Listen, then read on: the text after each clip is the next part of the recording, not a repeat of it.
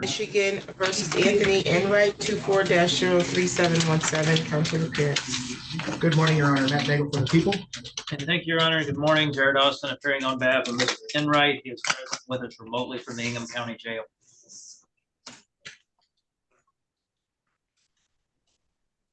Okay, Mr. Enright was scheduled for a preliminary examination today.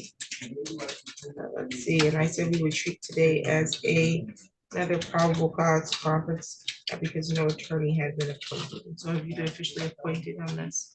I was earlier this week, Your Honor, and I met with Mr. Enright earlier this week and again this morning.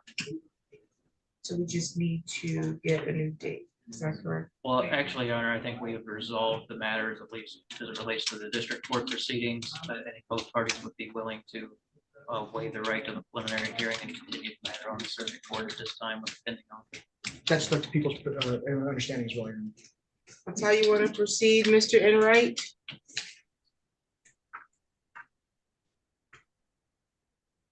He did speak, but it just wasn't out. Mr. Enright, Yes, Your Honor. Okay, so you want to waive your right to have a preliminary examination in the district court? If you're responding, I am not hearing it. Yes, ma'am. Okay, you understand the purpose of that exam is to require the prosecution put forth evidence that would establish that they have sufficient probable cause that the felony was committed and probable cause sufficient to charge you with the felony. You understand that? Yes, ma'am. Anyone threatening you to waive your exam? No, ma'am. Any promises being made in exchange for a waiver of your exam? Yes, ma'am. What's the promise? Your Honor, I'm asking him what the promise was. oh, yes, Your Honor. Yes, sir. Was there a promise made to you? No, ma'am. No promises. Oh. Right over date is January 22nd. That's the date the circuit court's gonna get the file from the district court. You do not have an appearance on the 22nd unless Mr. Austin files a motion to have you rearranged in the circuit court, okay? Okay, let's see. Was there a offer at all? There is, Your Honor. And for the record, the people would agree to waive their right to hold the preliminary exam, but the unconditional.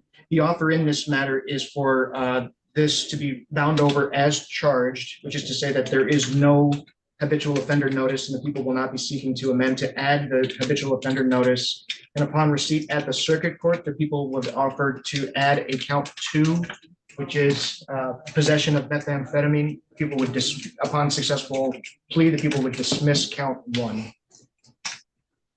It's awesome. That is my understanding of the offer as well. That's what I have conveyed to Mr. Enright. Okay, Mr. Enright, do you have any questions at this time? No, ma'am. Okay, bond in this matter was set at 15,000, 10%. That will continue. Additional matters for the record. For the people, thank you. I have nothing additional on behalf of Mr. Enright, Your Honor. Thank you. You're all set. Thank you. Thank you.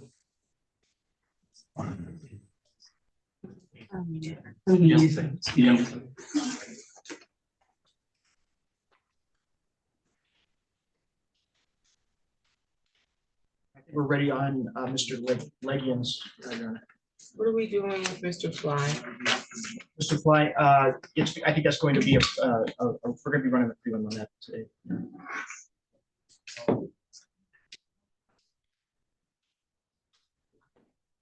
And what about Fountain? Fountain, I don't have a witness present, so I imagine defense is going to make a motion on Fountain. It's Mr. Goodrich's matters here. Have you seen Mr. Goodrich? He's present. I've seen him this morning. You said he's I'm anticipating Williams will be running today as well. Have you seen Mr. Etheridge? I have not yet.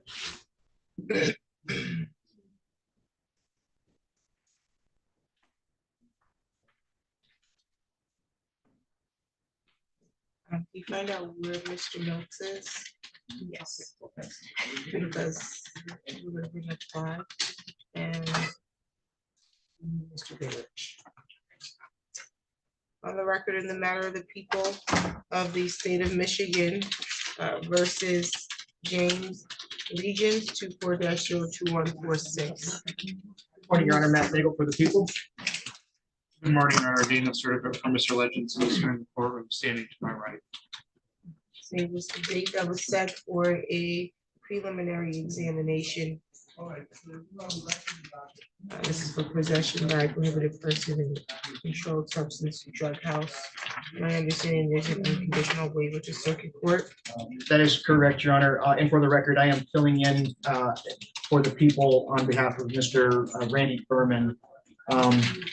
We have agreed to unconditionally waive our right to hold the preliminary exam today.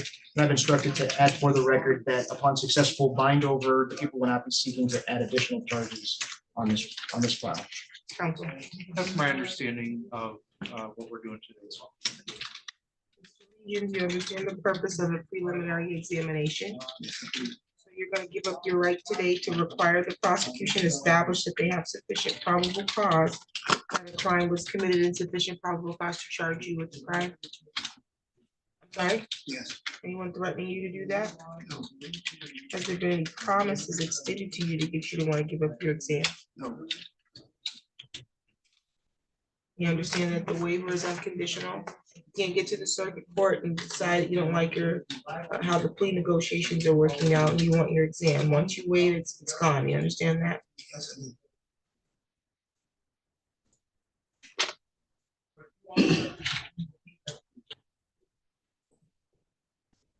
Bind over is January 22nd, 2025. You do not appear in circuit court on that date. That's the date that they get the file from this court, okay? Yes, ma'am. Your next court date will be a pre-trial. Your attorney will be made aware of that. Bond was set at 2,500, 10%.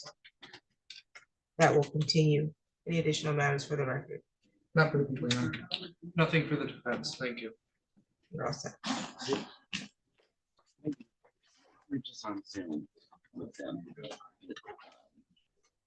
Flores. Who's on the- They can't both be on the record in Florence right now, though. He had told me, well, no, Milks is not over there. Oh, where's Florence? I'm going to find him.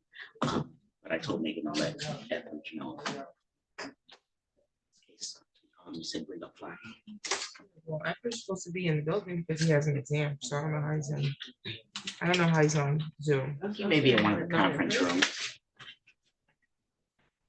He asked her, is he in a conference room?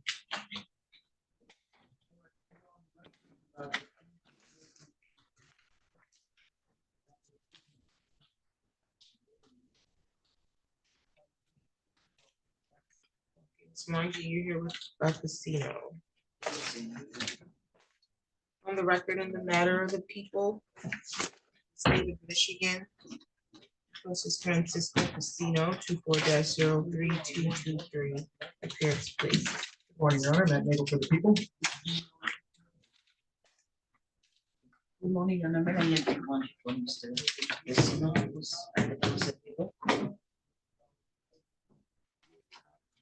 Morning. Date was set for sentencing. I do have a pre-sentence report. It was dated appeared on the 27th of December. Council, did you get a copy? Yes, Your Honor. People have the floor, Your Honor. Report indicates that the defendant was ordered to complete a substance abuse assessment and submitted by the 27th and failed to do so. This officer attempted to make contact with the defendant to check on the status of the substance abuse assessment. The defendant's phone is now off. Why was this substance abuse assessment not completed? I didn't schedule it right away, and I do have one scheduled for the 15th at 9 a.m. Community mental health.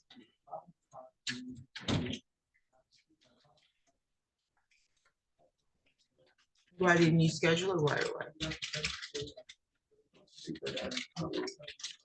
Work? Yeah, Where? at USA to go. US where? USA to go, it's a gas station. Oh, is listed as unemployed. in here. How long have you been working there?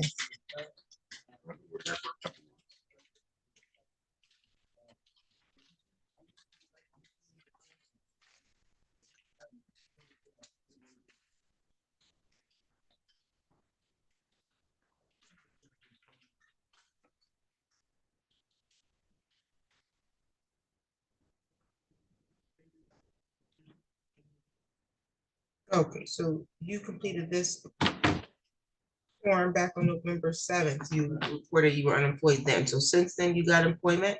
Yeah,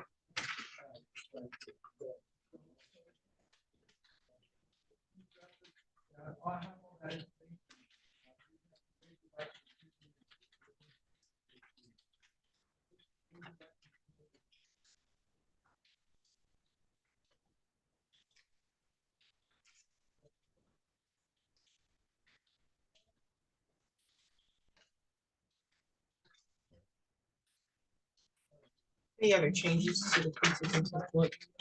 Counsel? The changes were the employment that he's been employed now, and also the fact that he has his substance abuse assessment scheduled for the 15th. Otherwise we don't have any other changes. You can make allocution. Thank you. Jonas, my client is regretful that he has not scheduled his substance abuse assessment. However, he's here today. He went for his interview to do the PSI. He's working. He has taken responsibility for his behavior, and he's willing to abide by the condition of probation. I believe that he would be successful because that's what he wants to do at this time. I don't think that jail is recommended at this time or appropriate at this time. I would like the court to allow him to show this court that he's taking classes and he's taking steps to become sober. One thing that he said, he had told me before, was that he started using again when he divorced from his wife. It was very traumatic for him. However, he realizes that that's not the way to deal with the loss. And so we will respect it as a court, put him on probation and allow him to show this court that he can become sober. Thank you.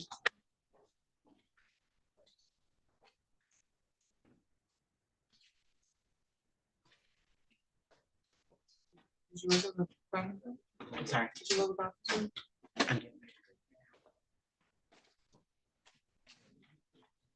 You can let Mr. Milton know we're bringing his client up too.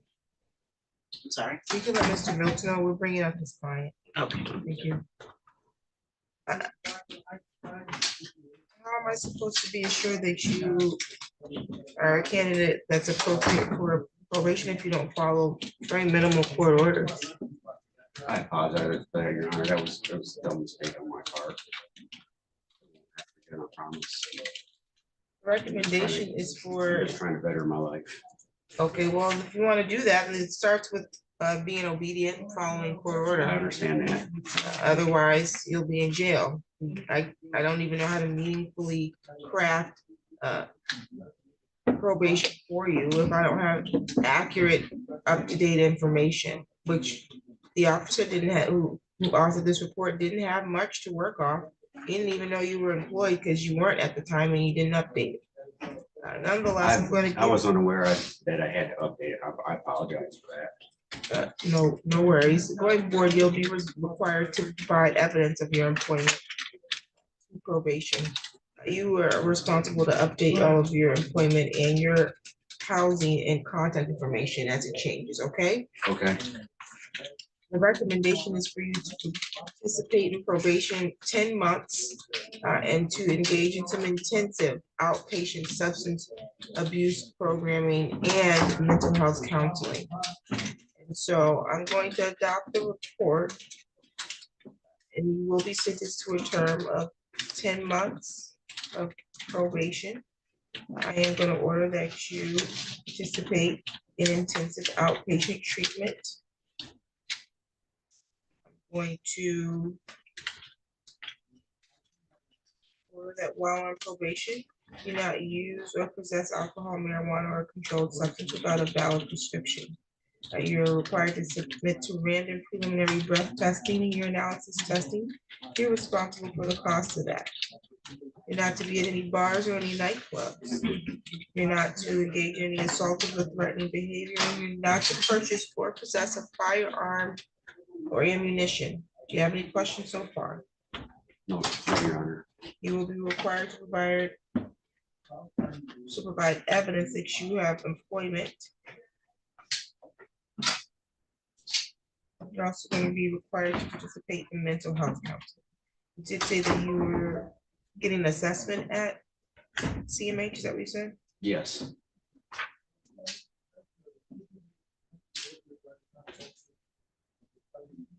On 15th at 9 a.m.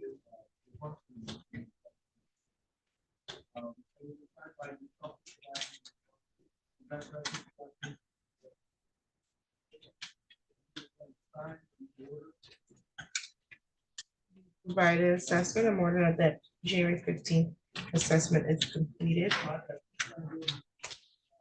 Any questions at this time?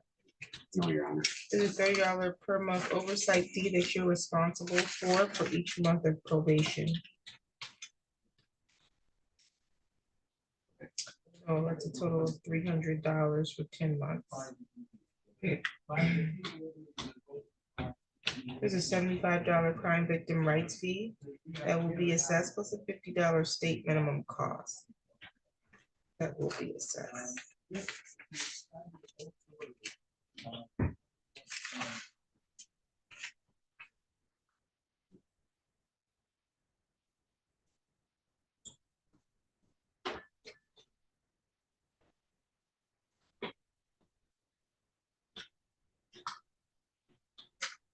I'll waive discretionary fines and costs. You had credit for 2 days, so I'll give you credit for 2 days out of 365 days. Balance of the 365 will be waived upon successful completion of probation. You understand that? Yes, Your Honor. Your total fines and costs will be $425, and you'll make monthly payments on that. Do you have any questions? No, Your Honor. There's an advice of rights as to probation. It states you've been placed on a term of probation at the 54A District Court, and your terms are specifically tailored to address your assessed risks and needs. You would have the right to request early discharge from probation once you completed half of the original term that's ordered by the court, so long as you've not had any violations of my order within the 90 days preceding your request. In order to make the request, you will use the court's MC 512 form. That form is located on the court website, or you can get a copy of it from probation. You would complete that form. You need to file a copy of that form with the probation department and serve a copy of that form on the prosecutor's office. The prosecutor would have 14 days to respond in writing with any objection to your request for early discharge. If I set it for hearing, you have the right to hire an attorney to represent you, but you do not have the right to have a court-appointed counsel represent you for an early discharge. You understand that? Yes, Your Honor. Do you have any questions about that? No, Your Honor. You'll go check in with probation before you leave here today. You'll advise them of any changes and update them on your next appointment, which is the appointment for your abuse assessment, okay? Yes. Do you have any questions? No, Your Honor. Any additional matters for the record, counsel? The defense. No. You can have a seat until we can get you downstairs, okay? Thank you. Thank you. You're welcome. Is Mr. Kelvin here?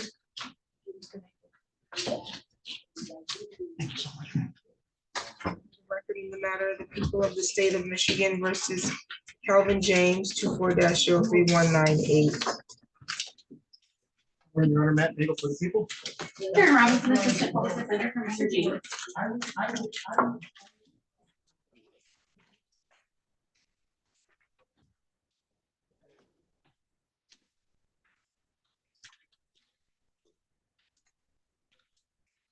Okay, today was the date set for sentencing. I do have a pre-sentence report and recommendation. Good on the sixth. Excuse me, at the small council to do the copy. I did, The people did as well. Do we need to make corrections, updates, or deletions? not at this time.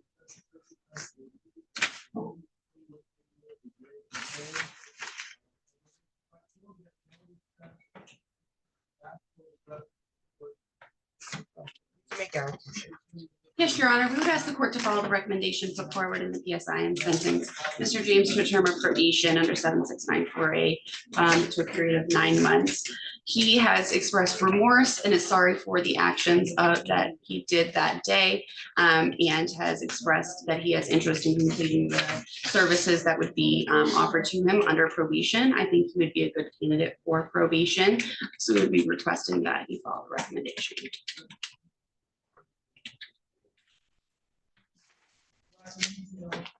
Did your client want to say anything?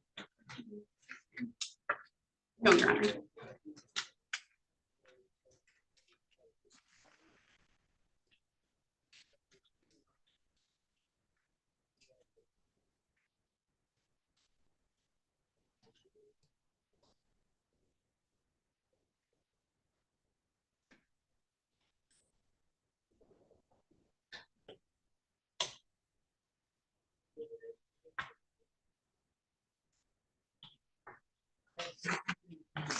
Okay, after I review the report and the recommendation, I think it's appropriate. So you will be sentenced to a term of probation.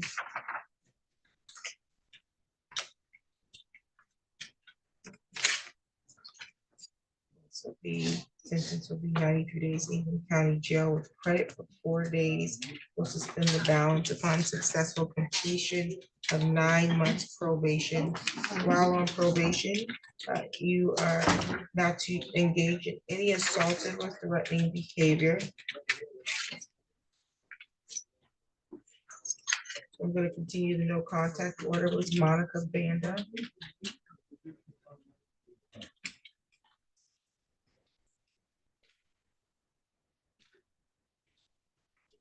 You're not to use, purchase, or possess a firearm, ammunition, or weapon of any kind. You're not to use or possess alcohol, marijuana, or controlled substance unless you have a valid prescription. You understand that? You're going to be required to submit to random preliminary breath testing. You're responsible for the cost of that. And you're not to be at any bars or nightclubs. You understand that? Are you unemployed? Right now, yes. How long have you been unemployed? Since they found out about me from the first time. Okay, so you're looking for employment? Yes, ma'am.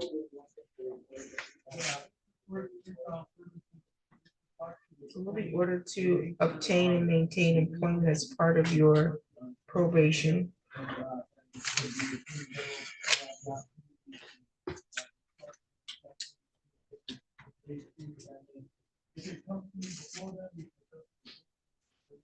In order that you participate in a domestic abuse program.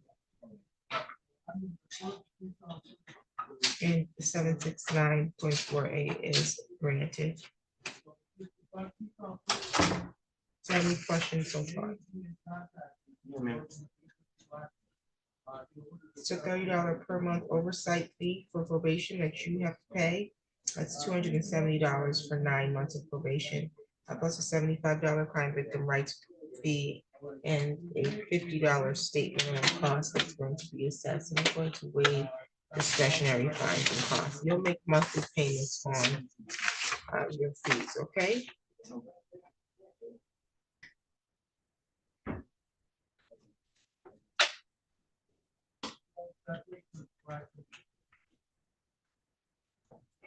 Total of $395. Lastly, there's an advice of rights as to probation. However, it doesn't necessarily apply to you because you are on a term of probation for domestic violence, so you would not be eligible for early discharge. You understand that? Yes, ma'am. Okay. You'll check in with probation before you leave here. and you'll be all set. Any additional matters for the record, council? No, Your Honor, thank you. You're welcome. You're all set.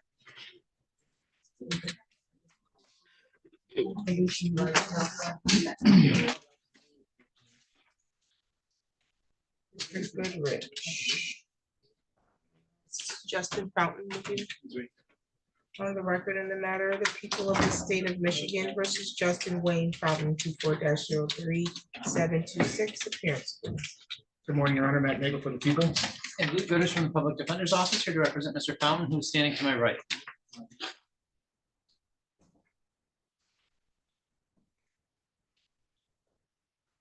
Okay, Mr. Fountain was scheduled for preliminary examination for a domestic violence and a felonious assault. How are we proceeding? Your Honor, people have made attempts to make contact with the victim in this matter. I have not heard from her, and we have no witnesses present this morning, so therefore people are unable to proceed. Due to that, I guess I expect a motion from the defense. That being the case, Your Honor, the defense would move to have this matter dismissed.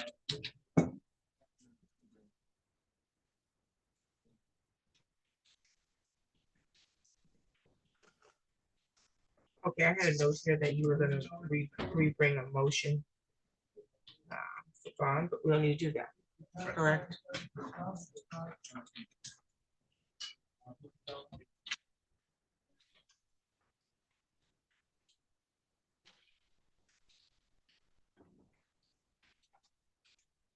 Motion is granted without prejudice. We'll get your dismissal in just a moment, okay? Thank you, Your Honor.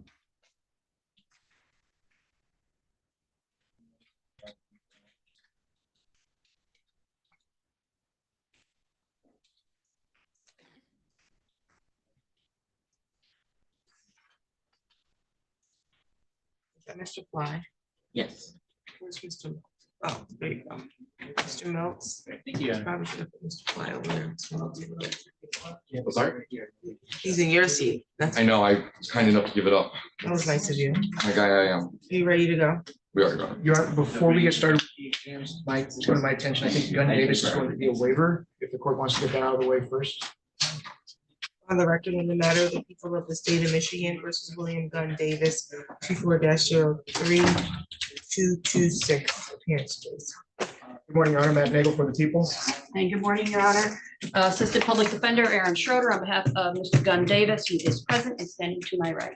Mr. Gunn Davis has a controlled substance possession examination scheduled for today, and there's going to be an unconditional waiver. Counsel, is that accurate? That is correct, Your Honor. That is correct. I may. Yes. Thank you. Ever so See, look at that show me. This is the waiver form that we talked about. Your right to do, your right to.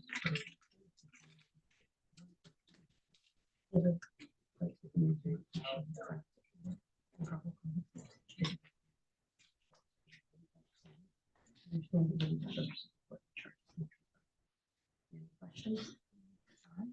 Just sign this, you want me to sign it?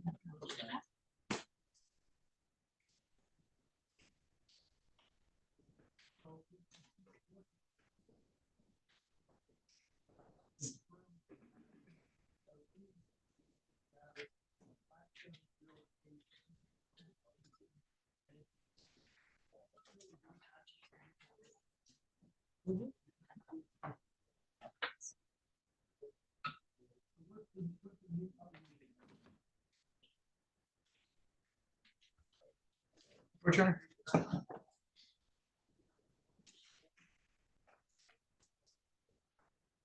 Okay, Mr. Gunn Davis, you want to give up your right to require the prosecution to put forth evidence to establish probable cause that the felony was committed? And you want to give up the right to have them submit sufficient probable cause that you were the one who committed the felony? Are you looking at her? Yes, ma'am. She's not giving up the right, you are. Yes, ma'am. Okay. Anyone threatening you to do that? No, ma'am. Okay, any promises being made if you give up these rights today? No, ma'am. And you understand that it's unconditional, correct? Yes, ma'am.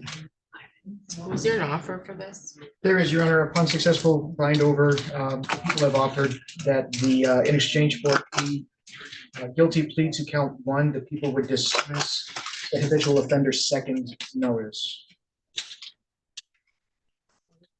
That is correct, Your Honor, and our intent is also to continue negotiations at circuit as well. Thank you. So you understand that if you don't like how negotiations is going over there, you can't now decide, no, I want my exam. You recognize that? Okay. Your bind over date is January 22nd. You don't have to appear in court on that date.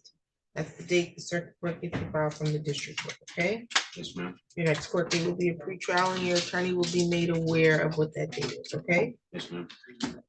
Let's see. Bond is 2,000 personal recognizance. It will continue. Any additional matters for the record? Not for people. Not for the events. Thank you. All set. Thank you. There's some people that need to go down to probation, but either, yeah, or they can, or probation can come.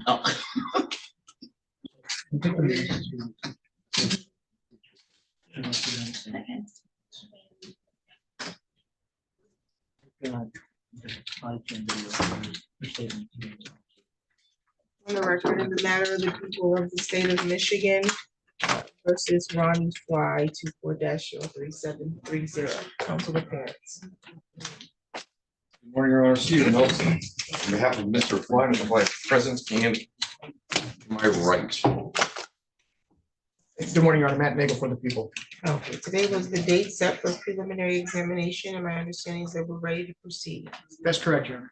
That is my understanding. All right. Preliminary matters. The people would request a sequestration order on witnesses. The people have only one witness. I don't know what the defense intends to call for witnesses today, but if there were any witnesses that may potentially appear later on, we would ask that those witnesses be sequestered from the courtroom during testimony. At this time, Your Honor, the defense's point is not calling any witnesses today. My understanding is that if Mr. Fly's uncle is in the room here, there's a chance that he may be called at a later date. We're not planning on calling him today. He's the only one I was made aware of. Okay, he's not a witness for today. No, Your Honor, I've heard of that. Okay. Sequestration is granted. You can have a seat, sir. Yeah, you can call your witness. Thank you. There's Your one Honor. other very minor preliminary matter, Your Oh, Honor. As of this time, my understanding is that there was a SAME report that was completed. At this time, defense has not received a SAME report. I don't know if that was, if she signed over that. I guess if the people have any clarification on that, it would just be the only thing we just want to put on the record that we have not at this time received that, Your Honor. That's correct, Your Honor. The victim in this matter was submitted to a SAME examination. I have not yet seen that either. I don't know what its availability is, but I will look into it. We'll make sure that it is available at some point later in this case. okay, sounds good. Great. Thank you, Your Honor. The people will call Janet Dodd.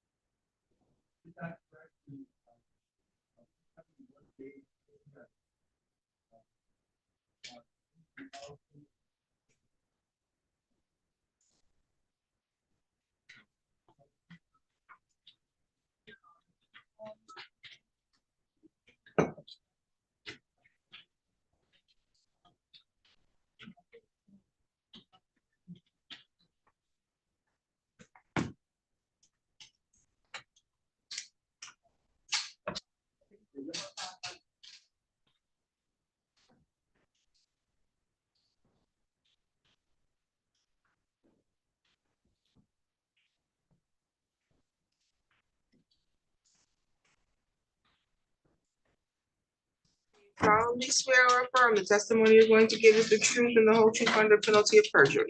Yes. Okay, you can have a seat, please.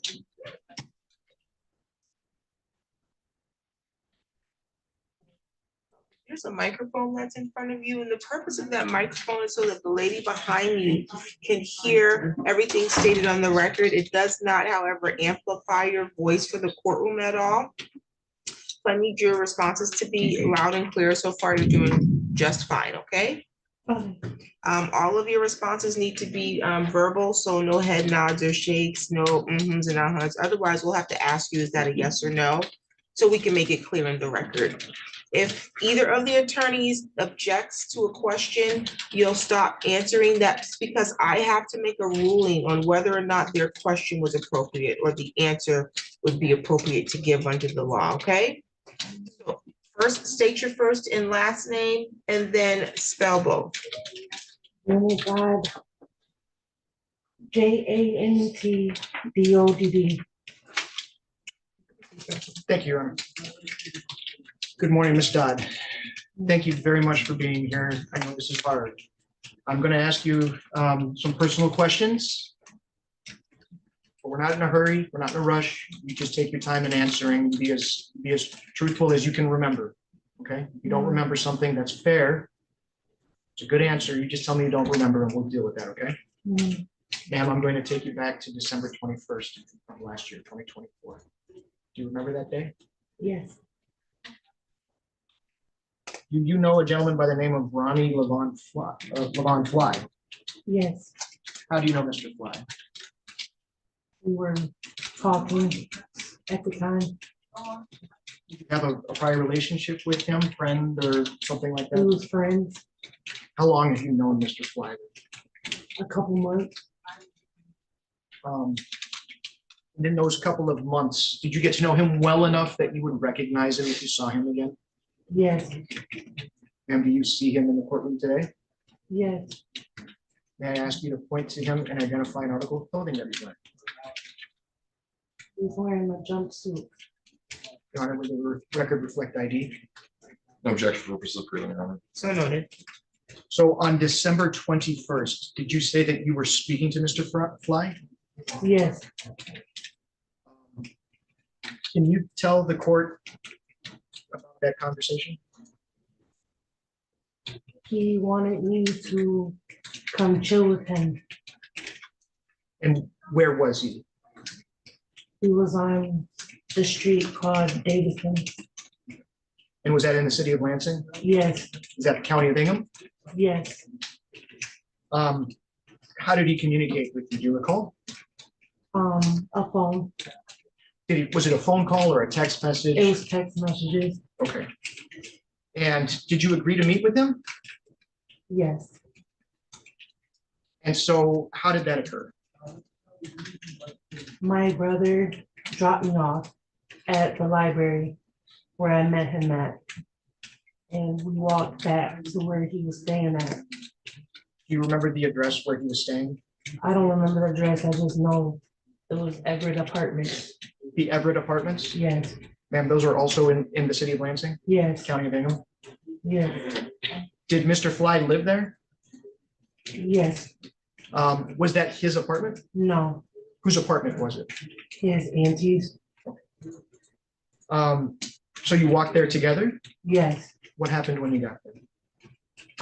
He wanted me, we went inside and he wanted me to go in the room.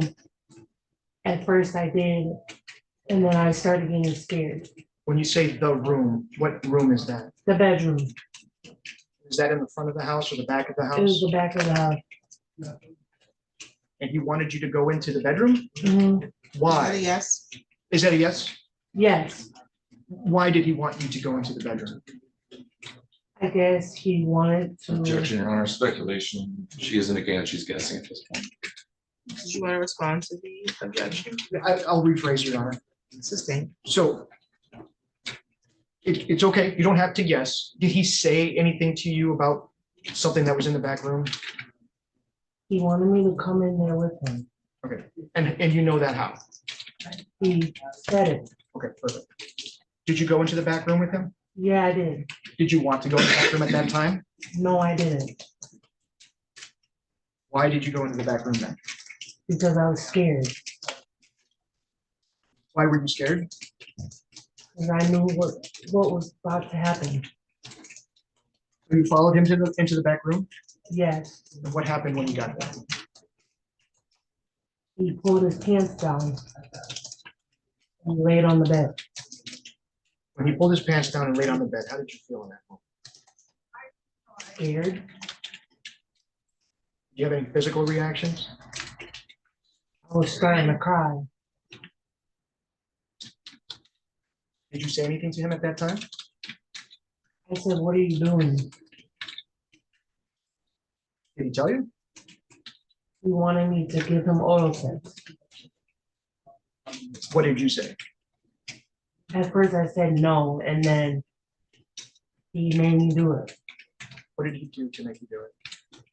He pulled my head down. So he was laying on the bed, you said, Mhm. and Is that a then, yes? is that a yes? Yes, sorry. And then at some point, he made you do this. Did he get up from the bed? Oh, he stayed on there. Were you close to him when he grabbed you?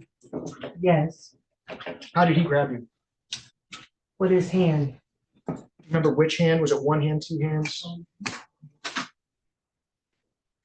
It was laying like this, so I'm bad at left and right. That's okay. Can you show me which hand you think you remember him grabbing you with? I think I remember it was this hand.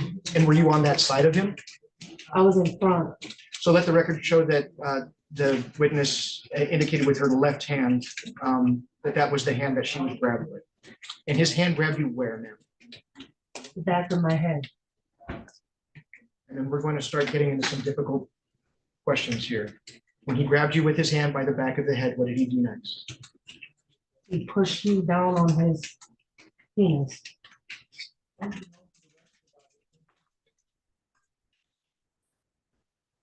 And when he did that, did he force his penis in your mouth? Yes,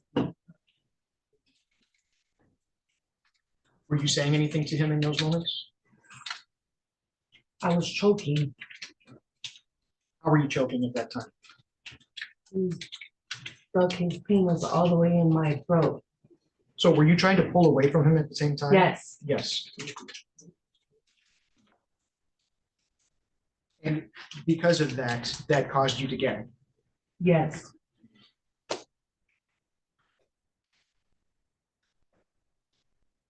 What happened next? Then he let me up. And then he told me to pull my pants down. What did you say? No, How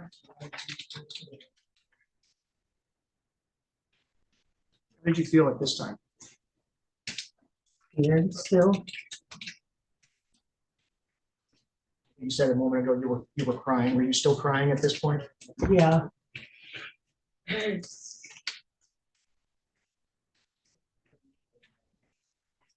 And you did tell him no, you said? yes. Did you, when you said no, do you remember how you said it? Was it loud, soft, speaking to him? It was kind of loud. In your opinion, did you say it in a way that he could hear? Yes, He let you up after forcing you to give oral sex to him. Did he let you go after that? no, he had sex with me. Can you explain to the court how that happened? He told me to pull my pants down. And I said, why? And then he said, you know why. And he put his penis inside of me. Or he put his penis inside of you? Did he do anything to you to force you into a He pushed position? me down How did he push you down? with his hand. One hand, two hands? It was one hand. And he pushed you down where? Onto the floor or over some sort of furniture? Over the bed, Over the bed. So how are you positioned at this time? bent over, You're face down on the bed? yes, And did you pull your pants down? yes, Did you want to pull your pants down at that time? no, Why did you pull your pants down? because I was scared. I didn't want him to hurt me. Did you want to have sex with him? One point of time I wanted to, but not that day. So at this time, the answer is no, you did not want to have sex. No, And then after he had you pushed down, face down on the bed, he put his penis in your vagina? yes, What else happened in that moment? How did- give me a second, please. Yes, ma'am, of course.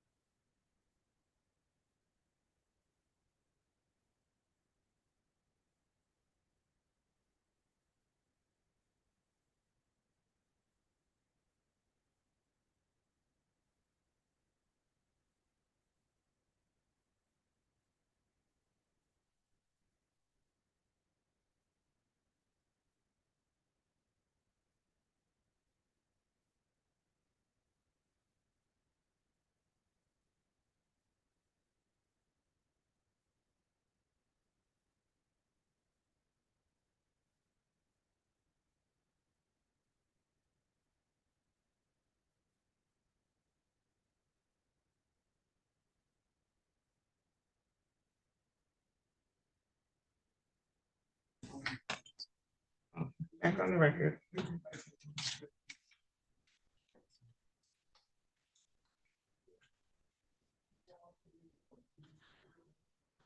Back on the record.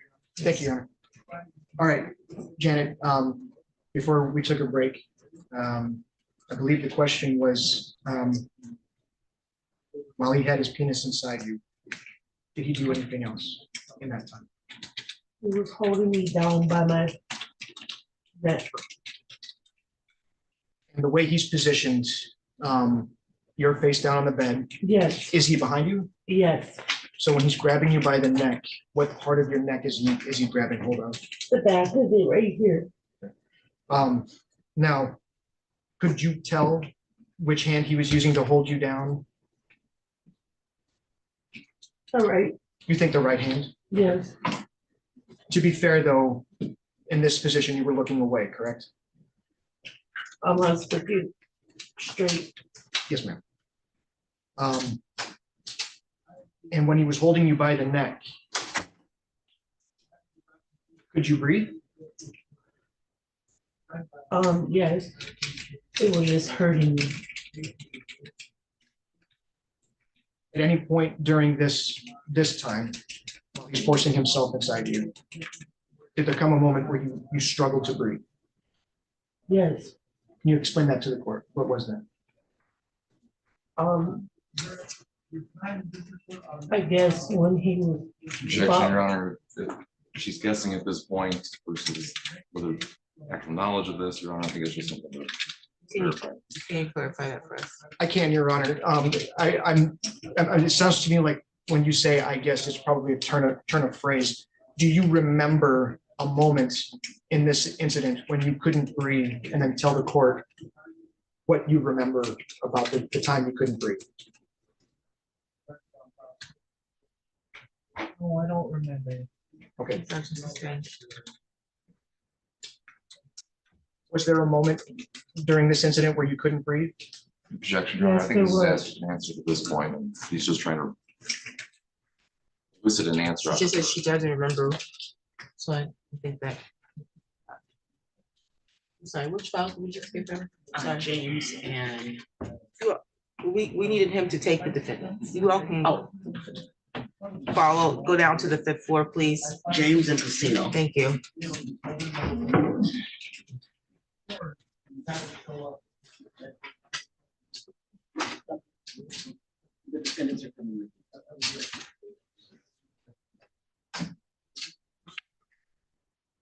Mr. Fountain, were you waiting for something? Were you waiting for something? Yes, I was waiting for a paper, my dismissal paper. Tell me to wait.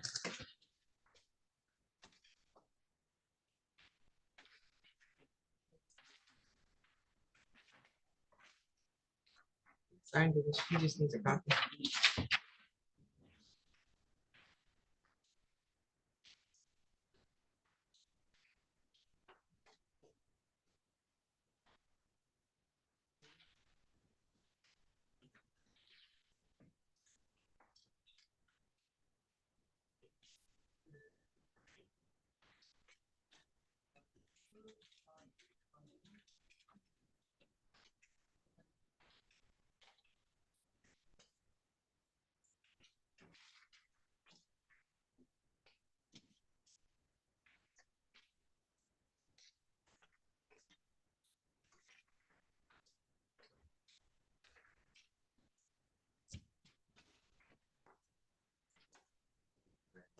Thank you. Thank you. You can continue. Thank you, Your Honor. With respect to the objection, the witness did testify twice that she does remember not being able to breathe.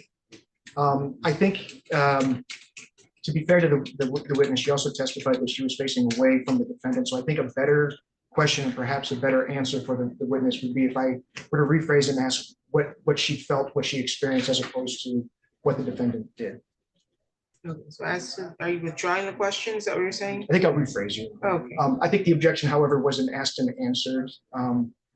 This objection was asked and answered, and she just answered that she didn't remember if she could breathe or not.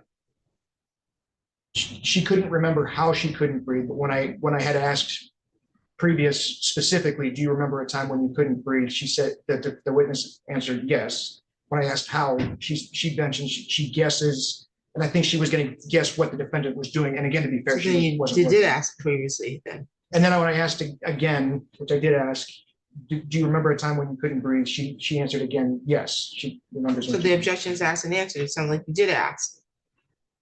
Well, She said yes. I want to give the witness an opportunity to explain her original answer when she said, yes, there was a time she couldn't breathe. And I Okay, guess so the I can follow-up see why you would be- need to rephrase that then. Yes, you are. Yes, sir. Thank you. Thank you, Your Honor. So I will rephrase and I will ask when I asked you previously, if you remember a moment when you couldn't breathe, instead of telling us what the defendant may or may not have been doing, why don't you explain to us what you felt, what you experienced in the moment you said you couldn't breathe? I started feeling shaky. You were feeling shaky? Mhm. What do you mean by, is that a yes? Yes, And what do you mean by shaky? like I was gonna pass out.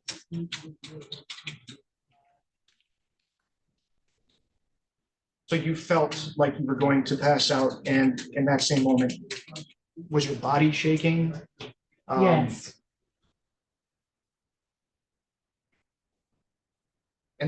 And for how long did you experience that? Not that long. Like a couple seconds, Less than 10 seconds, more than 10 seconds? less than 10 seconds.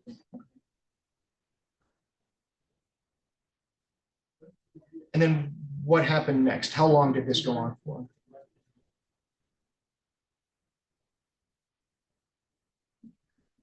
Ten minutes. And when you say 10 minutes, is that a guess? No, So you know it lasted about 10 minutes. yes. Can you tell the court how you know? That's when he told me he was done. And when you say he was done, what does that mean? Having sex with me. Do you know whether or not he ejaculated? He did. You tell the court how you know that. Because he told me. When he ejaculated, was it somewhere on your body? Was it somewhere on the bed, Inside, inside your vagina? yes. What happened after that, ma'am? I went to the bathroom, And what did you do in the bathroom? used the bathroom. What happened next? Then I went and sat on the couch And where is the couch? in the living room. So is this still in the back of the house or is this in the front of the house? No, in the front. Was there anybody else present? No, What happened next? then he came from the back room. And by he, is that Mr. Fly? Yes, Okay. Mr. Fly came from the back room and then what did he do? told me I have to leave. Did you want to leave? Yes, Was there a time while you were sitting on the couch?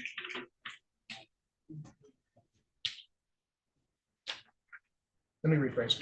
Did anything happen while you were sitting on the couch before he asked you to leave? I asked him for a glass of water. Did he get you that water? Yes,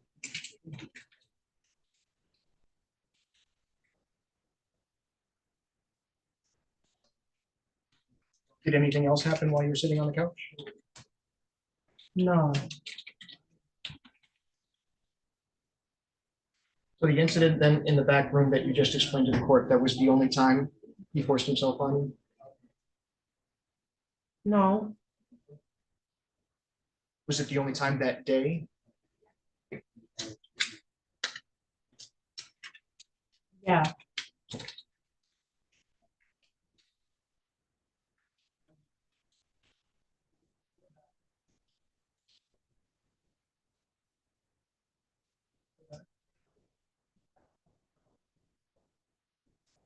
So at this point, when Mr. Fly is telling you to leave and you want to leave, how do you feel then?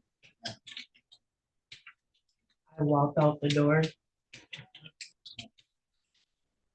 How would you explain your emotions? Were you relieved, happy, sad? How would you describe your emotions? I was mad and sad and scared. Did you walk out of the apartment or did you run? I walked really fast. And when you were walking really fast out of the apartment, what did you do next? I accidentally bumped into the neighbor. What happened when that happened? He asked what? She asked what? She accidentally bumped into the Oh. neighbor. Right. And when you bumped into the neighbor, what happened then? I looked at him and said, "I'm sorry," and walked off. Okay. Did you make contact with anybody else that day? No, Did you call 911? yes, I did. And did you meet with an officer? Yes, I did. Do you remember where you were when you met with that officer? It was at the church on Holmes and Teddy. Okay. And is that where you agreed to meet the officer when he called 911? Yes, And you gave the officer a statement about what happened? yes. Okay, Ms. Dodd, thank you very much for your testimony. I know it was difficult, but you did a great job. I'm done asking questions, but the defense attorney is going to start asking some questions. Okay? Okay. Thank you.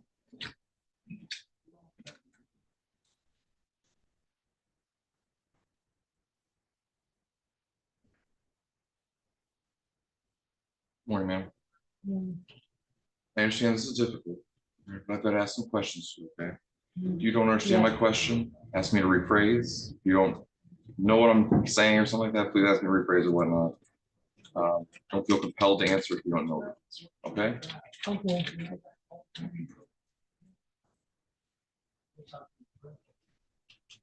Now, on this day, you indicated that you and my client were texting each other back and forth. Is that right? Yes, And in these text messages, he invited you over to his house. Is that right? yes, And is it fair to say he made it pretty clear that he wanted to have sexual relations with you? yes, he did. And there even came a point where he asked you in one way or another if you wanted to have sexual relations with him. Is that right? Yes, And do you recall responding, I guess? no, You don't recall that? no, If the text messages indicated that you said okay or I guess, would you have a reason to disagree with that? at the time I was gonna have intercourse with him, but that day I didn't think it was gonna be that day. And did you explain to him your preference to have sex with him at a later time? Yes, And was that in the text messages? no,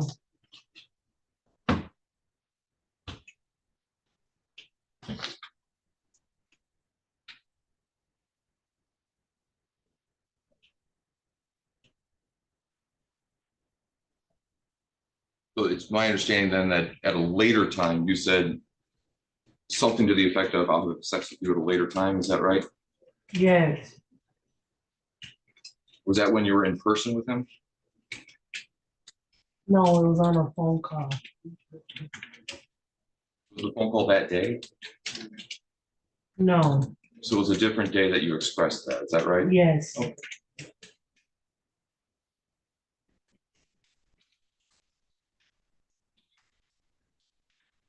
You arrived at his house. Was it your brother that dropped you off? yes, he dropped me off at the library on Cedar, And how far a walk from Cedar to my client's apartment was it? 2 blocks, So relatively close. yeah, And was your brother going to pick you up again? no, Were you going to take the bus back home? yes, I was,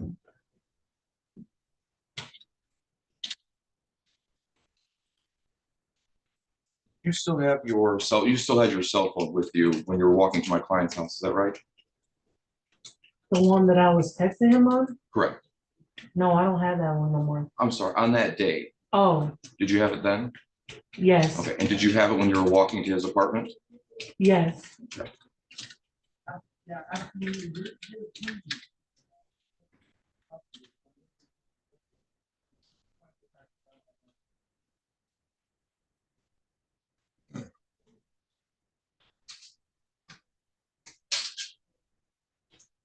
During your testimony here,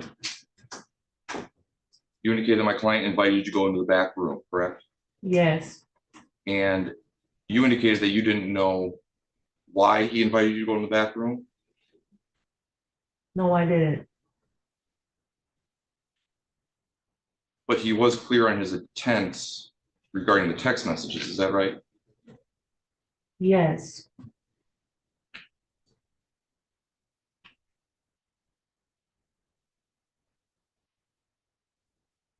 When he got in the room, you said that he took off his pants, is that right?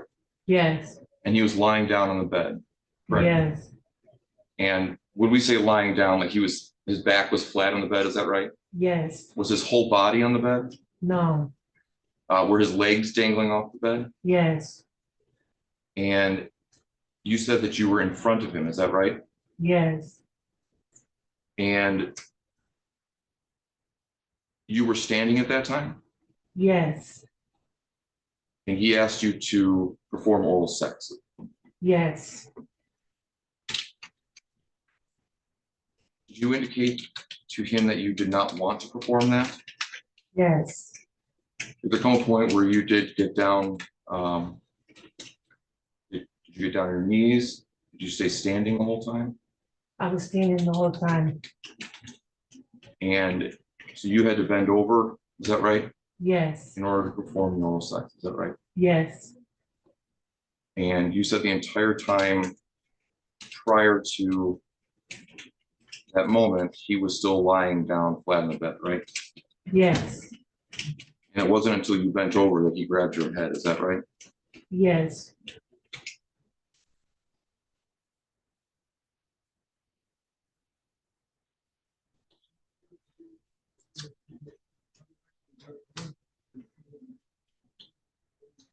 I also just want to clarify a few things, okay? And again, if you need a break or anything like that, you let me know and we can hold off, okay? yes,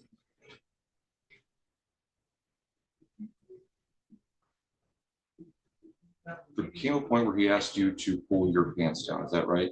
yes, Was he still on the bed when he asked you that? no, So was he standing up next to you at that time? behind me. He was standing behind you? And Yes, so you had your back to him at that time? yes. Why didn't you just turn around and talk to him at all? If he was behind you? I was scared. Which prevented you from turning around and talking to him at that point, is that right? Yes, Do you remember giving a statement to police later that day?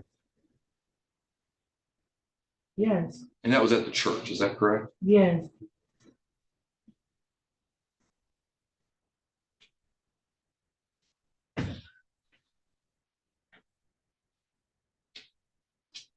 When he asked you, coming back to when he was standing behind you, you said one of two things.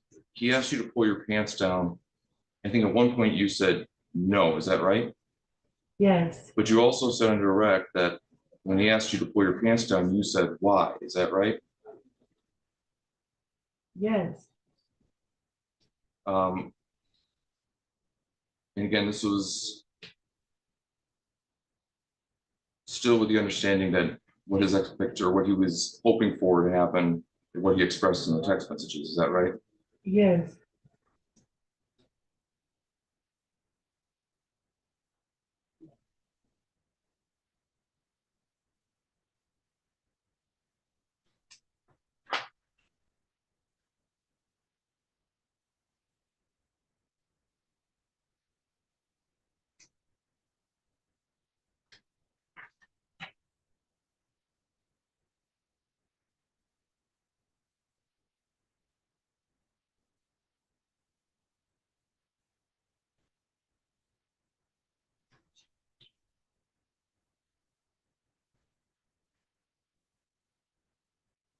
Was there a point when you were in the bedroom that you tried to leave at any point? I don't remember that. Um, and you said that when you said you recall giving a statement to police that day, is that right? Yes, Do you remember telling police that you had a hard time remembering what happened that day? some of it I did. And between giving your statement that day and now, have people been helping you with your memory at all? I've been talking to a therapist. And has she been helping you recall what happened that day? Yes, And do you think that her assistance has given you more information? No, it just helped me remember. It helped you remember things that you may have forgotten? Yes,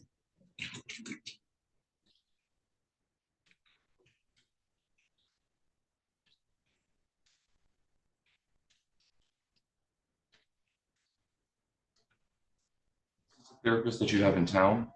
yes, How often do you see your therapist? Objection, relevance. Mr. Relevance? Thank you, Your Honor. Your Honor, I'm exploring potentials for influencing testimony in this matter, which may lead to further discovery at some point. If it comes down to, it would have to obviously come to a standaway motion, and it's not even close to something I'm asking the court to do. But I'm just asking for preliminary matters, Your Honor, if it does come to that. Judge Jordan, I'll allow it. Therapist that you have here in town, is that right? yes. May I ask, what's the name of the therapist? Petra Waters.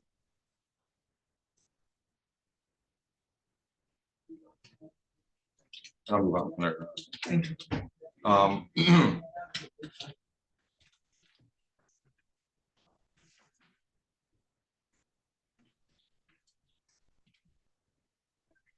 When you were initially talking to police, and going back to that day when you were at the church, do you remember telling the officer that I don't recall a lot of things that happened? Objection asked and answered. I'm sorry, for point of reference, Your Honor, I'm going to go back to that. you. Withdrawing your question. Yes, Your Honor, thank you. Do you recall when you were talking to the officer initially, is that right? At the church, is that right? Yes, And I'm going back to that point. Sorry, I'm jumping around a little bit, so just for point of reference here. The officer was asking you questions, I assume, correct? yes, And in his questions, was he suggesting to you what may or may not have happened? yes. And is that also what helped jog your memory that day? I was actually having a panic attack at the time. Okay, and like I said, what I'm just asking is, did his questions help jog your memory from what happened? Yes, Do you think you'd be able to recall what happened that day if he had not asked you questions? some of it.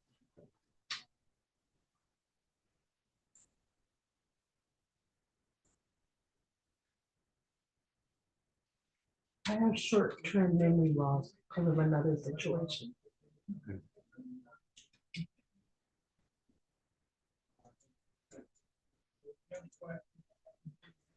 And at that time, were you still suffering from short-term memory loss?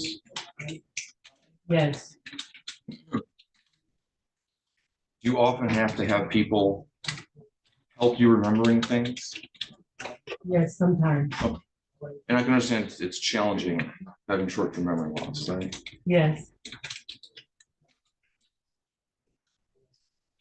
Does it sometimes happen where people tell you something that happened that you have no memory of?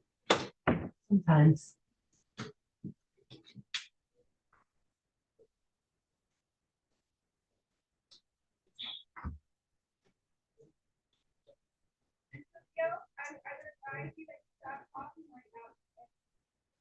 But sometimes it can also happen where people kind of have to tell you what happened, right? Sometimes. And there's no way of knowing whether or not what they're asking you actually did happen based on your memory or your ability to recall. Is that fair to say? No,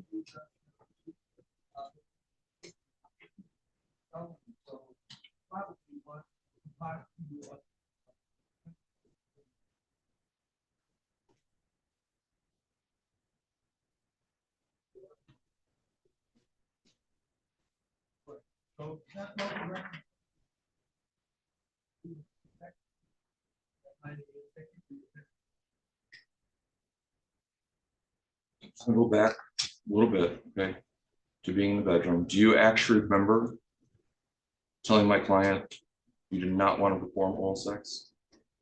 yes, I do. Is that a memory that someone helped you remember? No, Do you remember telling my client that you do not want to have sex with him? Yes, I remember that. And is that a memory that someone had to help you with as well? No,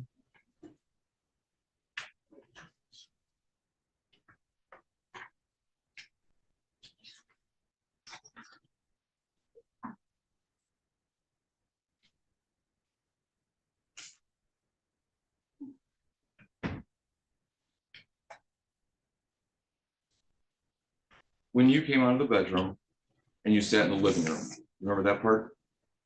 yeah, yes, And my client was still in the back room, is that right? yes, And so you were just sitting by yourself on the couch? yes, Did you had your cell phone with you as well, correct? yes, Did you call 911 when you were on the couch? no,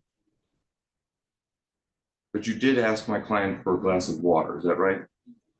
yes, And he did give you that glass of water, correct? yes, And you asked him if he could walk you back to the bus station, is that true? no, You don't recall that? no,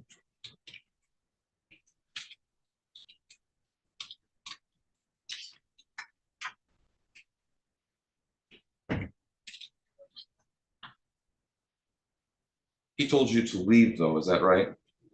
yes, And was it mean how he said that? no, He just asked you politely to leave? yes, Did that upset you that he asked you to leave? no,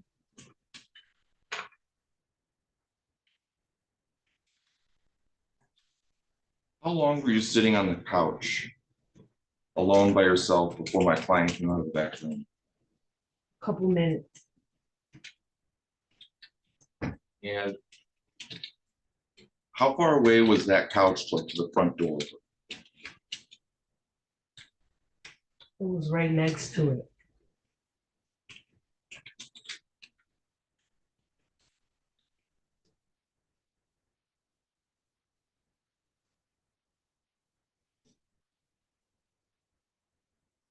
And after you left, after talking with police, did there come a point where you did end up texting my client again?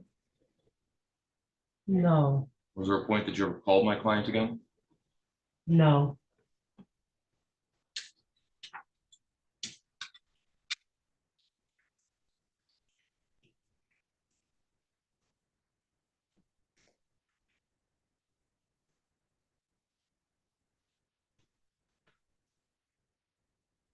One short series of questions and then we'll be done here, okay? With my question, all right? You said that you accidentally bumped into a neighbor, is that right? yes, Was this a neighbor at the apartment building? yes, So was it in the hallway of the apartment building? he was on the porch, Okay. So this was outside the apartment building? yes, And did you ask that neighbor for help? no,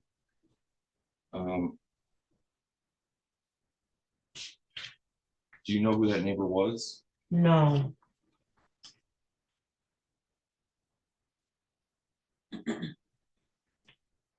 You know, I have no further questions at this time, thank you. I have a couple questions for you, redirect. Look, you said this was his aunt's house? yes, Was the aunt present? no. Okay, so there was no one else in the house but you all? His uncle was there when I first got there. Okay, and you stated in your direct that you feared that he would hurt you if you didn't have sex with him? Yes, Why did you have that fear? Did he say he was gonna hurt you? no, What made you think he was gonna hurt you? if I did it, he probably would have hurt me. You speculated he would hurt you, or did he say that he would hurt you? I would think he would hurt me. I've been through this before, You've been through what before? this situation. With Mr. Fly? No, Okay, so based on a previous situation that you've had, you decided that if you didn't go through with having sex with Mr. Fly, that he would hurt you? yes, I was nervous. Okay, but I didn't want to have sex with him. I didn't ask you that. I said, what made you have sex with him and you were previously asked, why did you do it if you didn't want to? You said because you were in fear. And I'm trying to understand what caused the fear. Did he I have threaten you? anxiety and I have PTSD. Did he I have threaten issues. you? No, Did he say something to you that caused you to believe that he would hurt you? he said he will tell my ex-boyfriend, which is his cousin, Tell him what? that I was around him. If you didn't have sex with you? Yes, Okay, so when he told you to have sex, you said this is while you're at his house, correct? yes, And you said no, and he said if you don't have sex with me, I'll tell your cousin. yeah, Okay, but he didn't threaten to physically harm you? no, Okay, redirect. Just briefly, Your Honor, just following up on that line of questioning, Janet.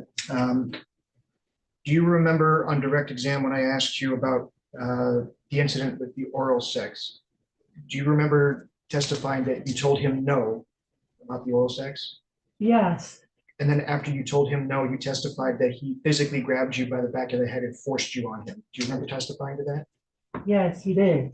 After that incident, when he wanted you to pull down your pants and have sex, were you afraid he was going to hurt you because he had just forced you to have oral sex with him? Yes, Objection, Your Honor, that's leading. I think it's pretty clear.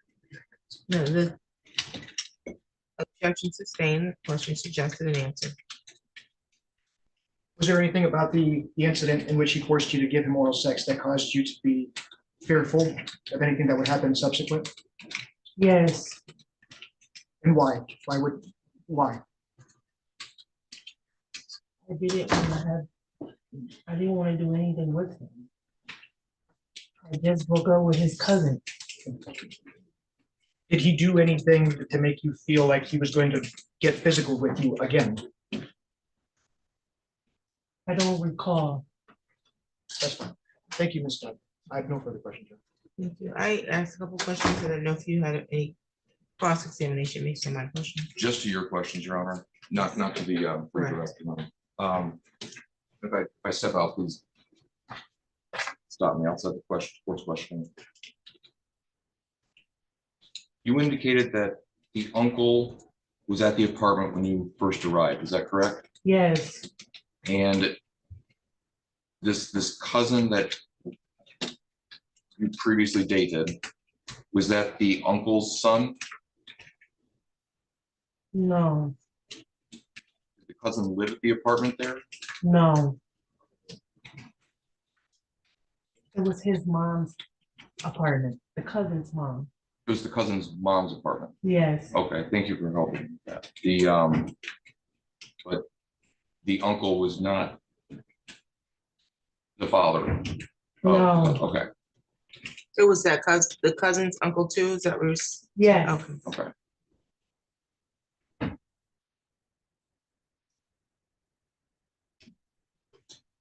And had you been to the apartment before, the cousin's apartment? no. Oh, yes, I didn't know what you were saying, sorry. Okay, no. So you did recognize the apartment that you were in from when you dated the cousin? No, I never been to that. You're confusing me. And I'm sorry, I'll back up a little bit. Had you, to the apartment that you were at that, okay, Yes, had you been there before? no, Okay.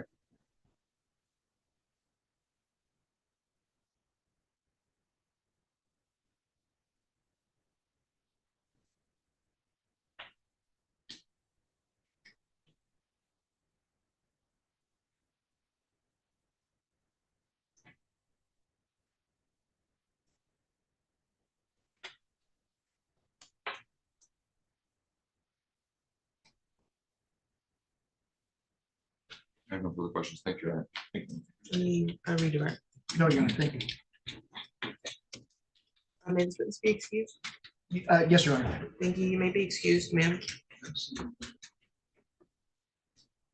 Any additional witnesses today? Not for the people, Your Honor. The people, yes. See.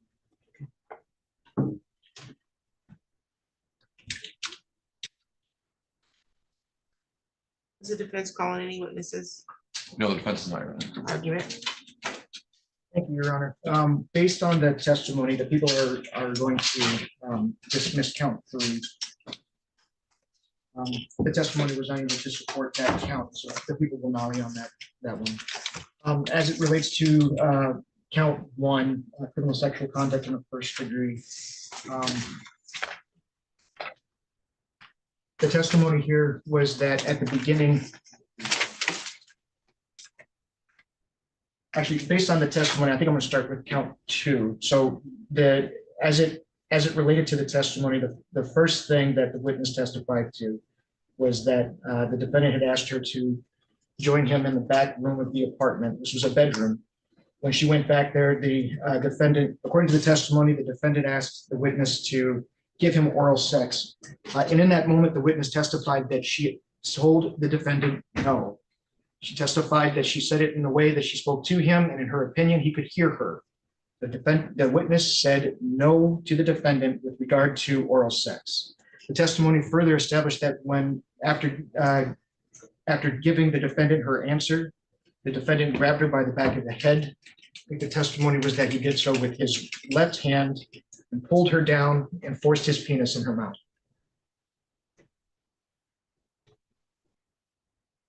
So in this case, according to the jury instructions for criminal sexual conduct in the 3rd degree, the defendant engaged in a sexual act that involves, in this case,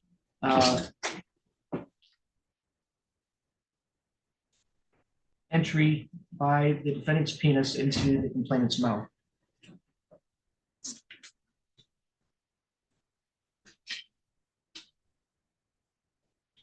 The defendant did this act by force. After this encounter, the testimony supported that the defendant then told the witness to take off her pants. The witness asked the defendant why, and according to the testimony, the defendant responded, "You know why." And then the witness took off her pants, and the defendant forced her on the bed face down and had intercourse with her by putting his penis in her vagina. The witness also testified that as this was happening, she had told the defendant no. And again, this was unequivocal. She said it to the defendant, and she said it in a manner that, in her opinion, the defendant could hear her. So this was done against her will.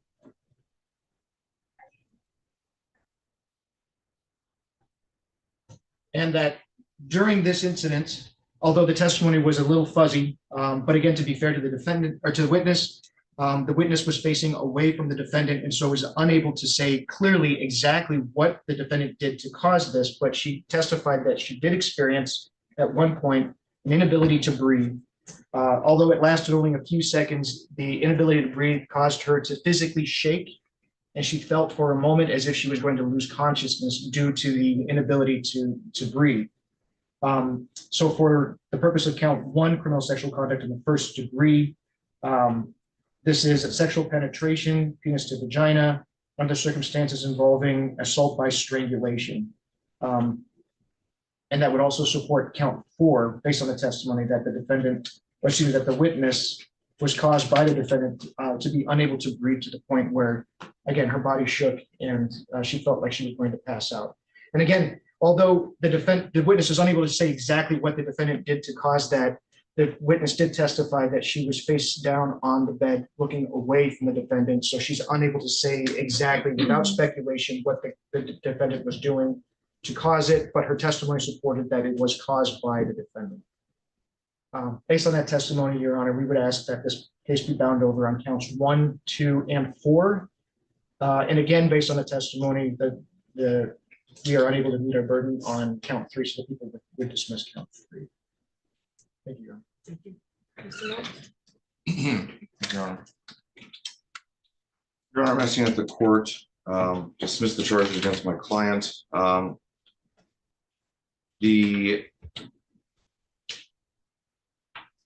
As to count 1, and I think I'm saying this correctly, count 1 is based in part with count 4, that it was a 1st degree penis to vagina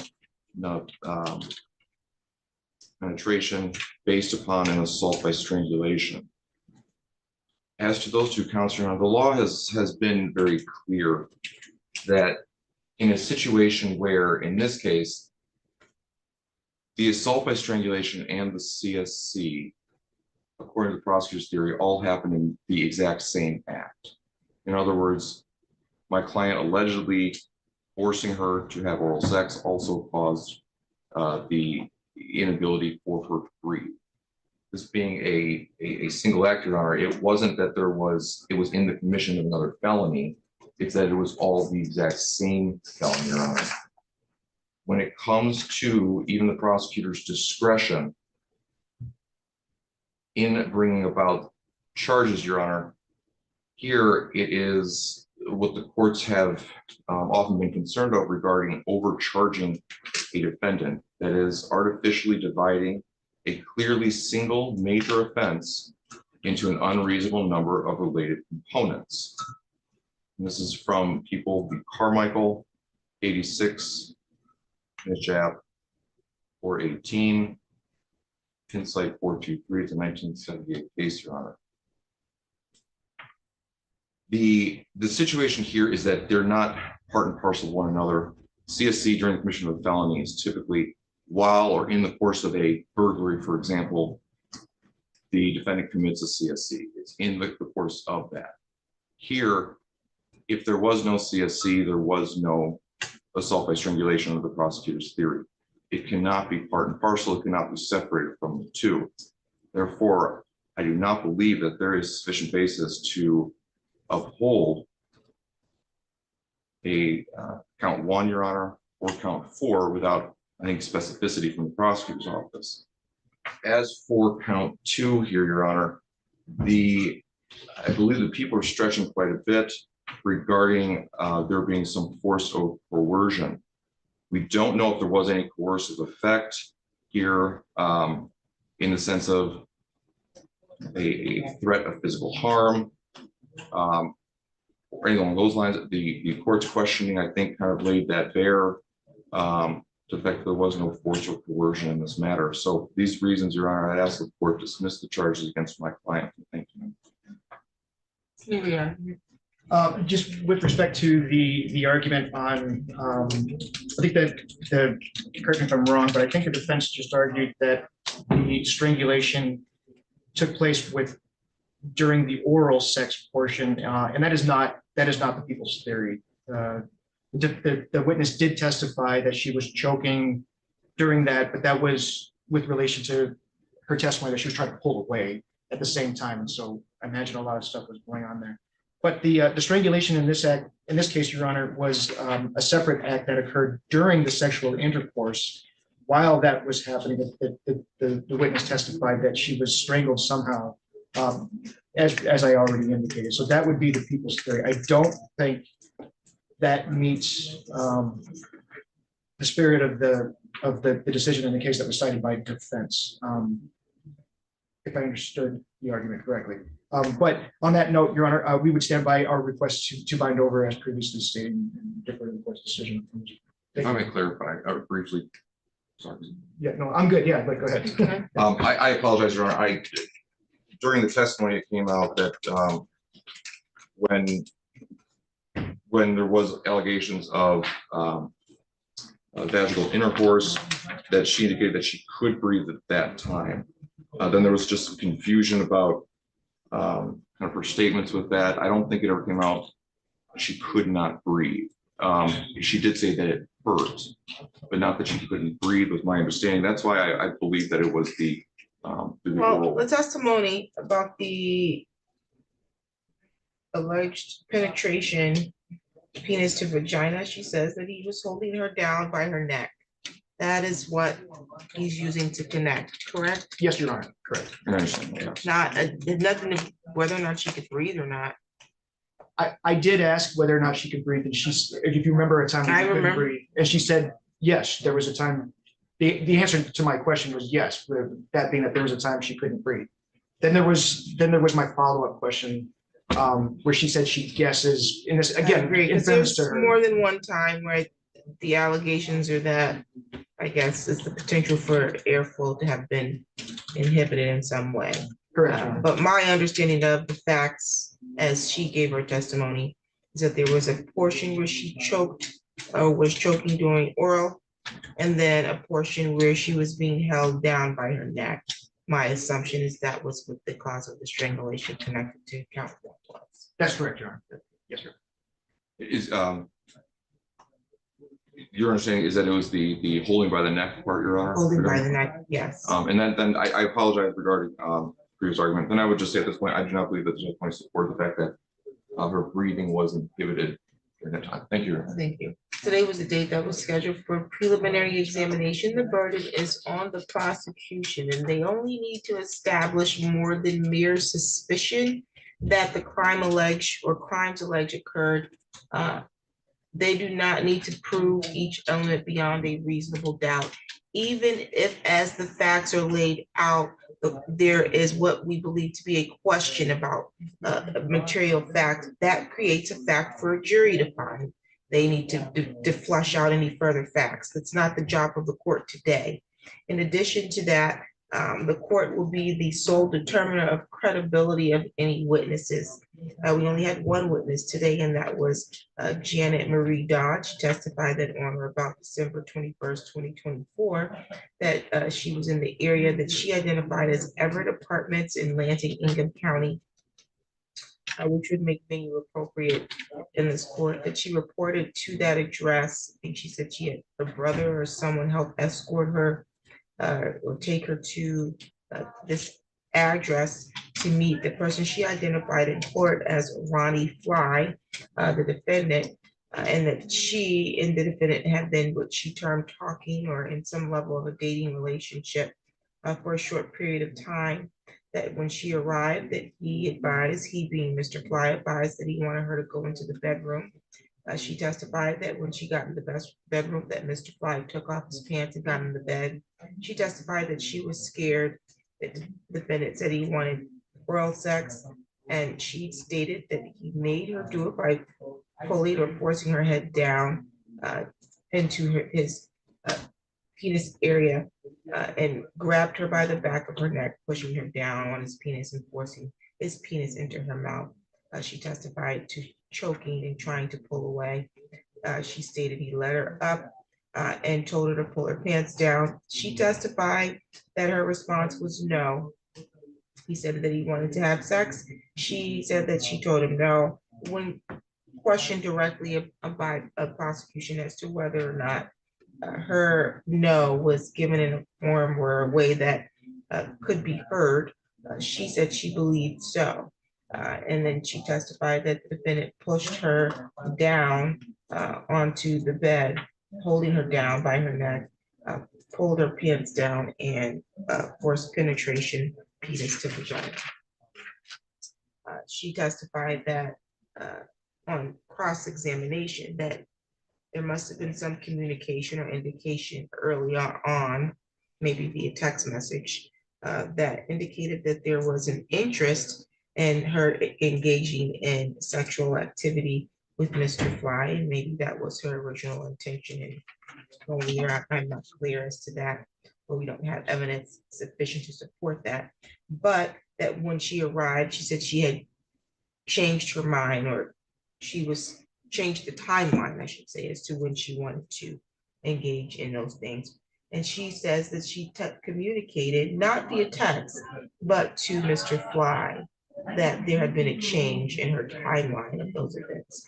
There's also been some testimony about the victim having some post-traumatic stress, so there could be some perception issues also at stake here, but that's an issue for a finder of fact. That she believed that if she didn't concede into having sex with the defendant, that he would hurt her. And when questioned specifically by the court as to what would cause her to believe that he was hurt her, she could not articulate any threats of force or violence or what was made to her, but that she believed that this could happen because she had been in this situation before and suffered some PTSD and maybe some anxiety. So again, there may have been some perception issues that would need to be flushed out at trial if this is matter that continues to trial. Criminal sexual conduct in the first degree during the commission of a felony, which in this case would be count 4, assault with intent to do great bodily harm less than murder. Again, will require the people to prove at trial that the defendant engaged in sexual act that involved one of the two, either entry into the Miss Dodd genital opening or anal opening with the defendant's penis in this case. Any entry, no matter how slight, is enough, and it does not matter whether the sexual act was completed or whether semen was ejaculated. I think one question about that, she testified she did believe that there was ejaculation because she said he told her that he did. The assault with intent to do great bodily harm less than murder, count 2, strangulation. Again, was testimony from Ms. Dodd that when she was pushed down on the bed, allegedly she was held down by her neck while Mr. Fly performed a sexual act on her. The court is satisfied that there is sufficient probable cause as to count 1 and count 4. So those two matters will be bound over to the circuit court. At count 2, criminal sexual conduct in the third degree, supported by testimony he indicated that he forced her to have oral sex with her by placing or forcing her head down into his area and forcing his penis into her mouth. To which she indicated, she said no, in a way that you can hear. That court is satisfied that there's sufficient probable cause as to count 2. That will be bound over to the circuit court. Count 3 is dismissed for lack of probable cause. And let's see. Oh, these matters will be bound over. There's an habitual offender third offense notice as well. Final date is the 22nd of January. That's the date, Mr. Fly, that the circuit court's going to receive the file from the district court. That's not a date that you need to appear in the circuit court. You are, unless Mr. Milks wants you to be rearranged for some reason. Okay. Next court date's going to be a pretrial. Mr. Milks will be made aware of that day. Do you have any questions for the court today, Mr. Fly? I want to know one thing. Yes. She said. Okay, no, not regarding that. We will talk about that. Why they ain't go up the police report? I don't have the police report, sir. Police report wasn't submitted to me. I only have her testimony here. So I have to base a ruling about very little evidence. I only need this much, more than mere suspicion. This is not a trial. This is not a conviction. And Mr. Milks is very capable of fleshing out and proceeding at circuit court. Just because the case gets bound over to the circuit court does not mean that there's a conviction. Do you understand that? It means that the matter is going to continue beyond the probable cause stage. And it's based on just her testimony at this point. Court doesn't get any other evidence. There was no police reports or any other exhibits admitted. You understand that, sir? Is that a yes? Yeah. Okay. Your attorney will talk to you further about your process or your defense, okay?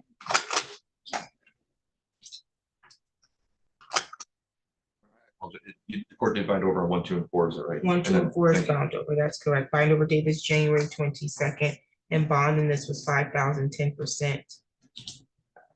Let me see. I don't know.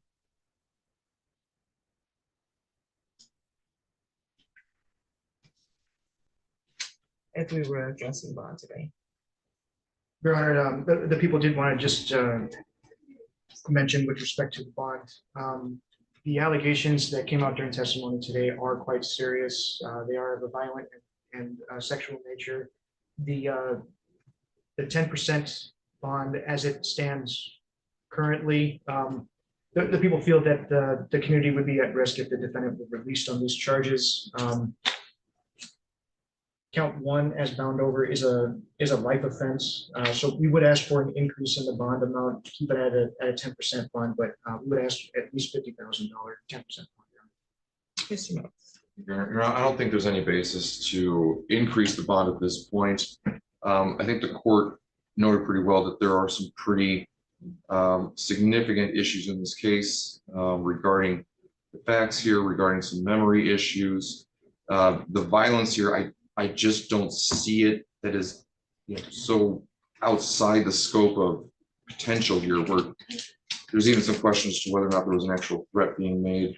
I don't think that the facts were egregious enough or anything came out here that we didn't know about already. In fact, I think there's less that came out today than we originally believed. So I would ask the court to leave bond as is at this time.